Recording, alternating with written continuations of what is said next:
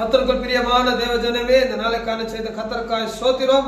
அவர் கிருபை உங்களோடு இருப்பதற்காக ஸ்தோத்திரம். இந்த கர்த்தர் நமக்கு கொடுக்கப்பட்ட வாக்கு தத்தம் என்னவென்னா, என் கிருபை உனக்கு போதும், என் கிருபை உனக்கு போதும். இந்த வசனத்தை மீது ஆண்டவர் நம்மோடு பேசுவாராக. ஹிலோரா ஷகாரியா துராலா பிரோதாரா ஹீரி ரூல்ஷ் லீராபா குரதலாஷ்டி.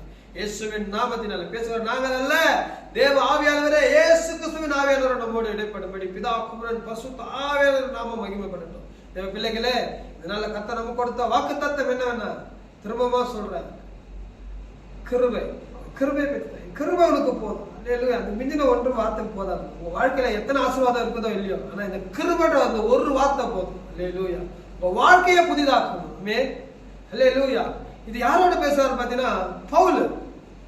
அவர் கச்சையில ஒரு உருமாலையில எடுத்து வந்து போனாலும் வியாதிஸ்தர் குணமானாங்க. அல்லேலூயா. அவர்கிட்ட விசேஷித்த ஆவியை கொடுத்தாரு கர்த்தர், விசேஷித்த வரங்களினால பயன்படுத்தினார். அவன் நேர்பட்டா கூட அற்புதம். அவனுடைய எந்த உருமாலைகளை எடுத்து வந்து போட்டாலும் வியாதிஸ்தர்கள் அசுத்தாவிகள் புறப்பட்டு ஓடி போவாங்க. அப்படியாப்பட்ட ஒரு பவுலுக்கு, தேவ மனிதனுக்கு, ஊழியருக்கு, அப்போஸ்தலனாகிய பவுலுக்கே வியாதி வந்துச்சு. அல்லேலூயா. வேண்டுதல் செய்றார், கர்த்தாவே இந்த வியாதியை நீக்கி என்னோட இடத்துல இருந்து போடுங்கப்பா, இந்த வியாதி என்னிடத்துல இருந்து நீக்கி போடுங்க ஆண்டவரே. 3 வாட்டி ஜெபிக்கிறார். அப்ப கர்த்தருடைய வார்த்தை வரதான், என் கிருபை உனக்கு போதும், என் கிருபை உனக்கு போதும், உன் பலவீனத்திலே என் பூரண பலன் விளங்கும் என்று சொன்னார். என் பலவீனத்திலே பூரண பலன் விளங்கும். அல்லேலூயா. இந்த நாளில மகனே மகளே, இயேசுவின் நாமத்தினால சொல்றேன், ஒருவேளை இந்த மாதிரி கஷ்டத்துல இருக்கிறியா, ஒருவேளை ஊழியம் செஞ்சு எனக்கு ஒரு பாடு வந்திருக்கு, ஊழியத்தின் மித்த வியாதி வந்திருக்குதா, ஓ ஆண்டவரை தான் நம்பி அந்த வியாதி உன்னை துக்கப்படுத்துதா, வேதனைப்படுத்துதா, பலவீனப்படுத்துதா, ஒருவேளை உன்னை எல்லாரும் முன்னாடி அவமானப்படுத்துதா, இந்த நாள் அவர் கிருபை உனக்கு போதும்.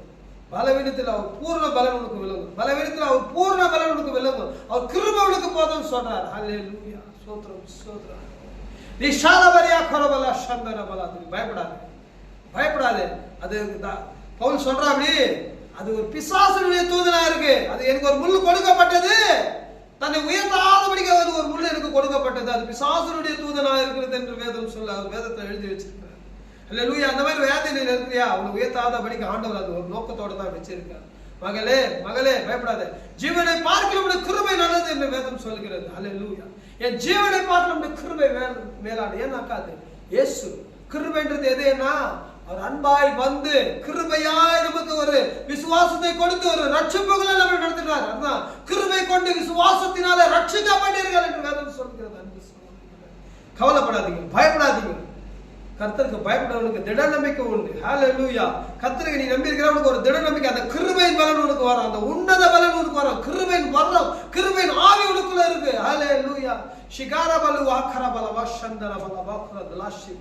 இயேசுவின் நாமத்தினால பார்த்து கொண்டிருக்கிற ஒவ்வொருவரும் பலப்படுங்க. கிருபை உன்னை தாங்கும், கிருபை உன்னை மாத்தும், கிருபை உன்னை ஏந்தும், கிருபை உன்னை தப்பிக்கும், கிருபை உன்னை நடத்தி செல்லும். அல்லேலூயா. ஒருவேளை நீ சுகவீனமா இருக்க, அந்த வேலையை நீ செய்ய முடியும். ஒரு பலவீனால செய்ய முடியாது. நீ பலவீனமா இருக்க, அந்த கிருபை தாங்கி உன்னை அந்த வேலையை செய்ய வைக்கும். ஆமென். அதுதான் ஒரு வசனம் பிலிப்பியர்ல சொல்லப்பட்டிருக்குது, என்னை பலப்படுத்துகிற கிறிஸ்துவினால எல்லாவற்றையும் செய்ய எனக்கு பலன் உண்டு. இந்த கிருபையின் பலனால நீ ஓடுவ, செய்வ, தாங்குவ. அல்லேலூயா. கவலைப்படாதீங்க. ஒரு சம்பவத்தை நான் சொல்லி முடிக்கிறேன். ஒரு சாட்சிய, ஒரு ரட்சிக்கப்பட்ட ஒரு பிரதர் இருந்தார். அந்த குடும்பத்தில் அவர் மட்டும் தான் ரட்சிக்கப்பட்டாரா, அவங்க பிள்ளைங்க ரட்சிக்கப்படல, அவங்களுக்கு 2 பிள்ளைங்க, அவங்க மனைவி ரட்சிக்கப்படல. அவங்க பிற வழிபாடுகளை பின்பற்றுறவங்க, இந்த ஜோசியத்தெல்லாம் நம்புறவங்க. இவரு ஒரே பிடிவாதமா இருந்தார், இயேசு தான் தெய்வம் அப்படின்ட்டு. அந்த நாள்ல என்ன ஆச்சு, எப்ப பார்த்தாலும் எதனை கேட்டாலும் ஒரு நாள் பேசுறேன், இயேசு கிறிஸ்து கர்த்தருடைய கிருபை எனக்கு இருக்கு, என் கிருபை நான் மாத்தோம், அவர் கிருபை எனக்கு ரொம்ப உதாசீனப்படுத்துவாங்களா, அவளை கேவலப்படுத்துவாங்க. ஒரு நாள் இந்த மனுஷனுக்கு வேலை போயிடுச்சு, வியாதி வந்துடுறதுனால வேலை போயிடுச்சு. வேலை போயிட்டு வீட்டிலேயே இருக்கிறப்போ அந்த மனைவி அவரை தினந்தோறும் திட்டுவாங்களாம். இன்னும் அந்த கிருபை கிருபை நீங்க எங்க எனக்கு அரிசி பருப்பு வந்துடுறோமா, இல்லை உன் நோயை குணப்படுத்த என் பிள்ளைங்க வந்து சம்பாதிக்கிறாங்க, நான் சாப்பிட்றேன், நீ ஏசு ஏசுன்னு ஓடு, ஏன் கிருபை கிருபை ஓடலையே, அந்த கிருபை உனக்கு என்ன பண்ணுச்சு. அவருக்கு ரொம்ப வருத்தமா இருந்துச்சான்.